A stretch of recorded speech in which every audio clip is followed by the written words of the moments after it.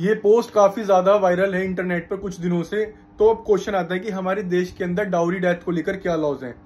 अगर आप ये इंग्रेडिएंट्स की प्रोबेबिलिटी भी प्रूव कर देते हैं कोर्ट के अंदर कि ऐसा हो सकता है, तो भी ये प्रिज्यूम कर लिया जाएगा कि ब्राइड की एक डाउरी डेथ है।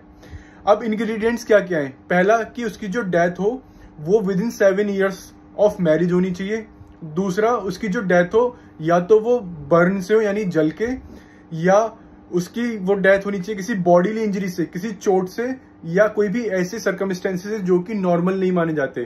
कहने का मतलब कि कोई फीवर से या किसी बीमारी से ना होके किसी सफोकेशन जैसी या ऐसी कोई एबनॉर्मल सिचुएशन से हो। तो ये अगर आप प्रूफ कर देते हैं, और ये प्रूफ कर देते हैं कि 7 साल के अंदर अंदर उसकी डेथ हुई है।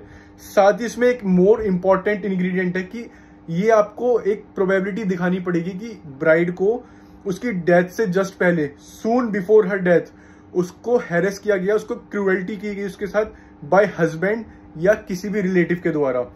अब क्वेश्चन आता है कि सून को कैसे इंटरप्रेट किया जाएगा? क्या इसका कोई पर्टिकुलर दिन, साल, कोई महीना है? नहीं। तो कोर्ट ने इसको इस तरह से इंटरप्रेट करा है कि जो हैरेसमेंट और जो क्रूएल्टी है डाउरी को लेकर, वो आपकी एक कंटिन्यूअस कॉज होनी चाहिए। ये नहीं कि शादी के 1 साल बाद, 2 साल बाद उसने कुछ टॉन्ट किया, कुछ क्रूएल्टी करी और उसके 5 साल बाद जाकर उसकी डेथ होगी तो वो माना जाएगा। नहीं, वो एक कंटिन्यूअस कॉज होना चाहिए। And for such more informative videos follow us here.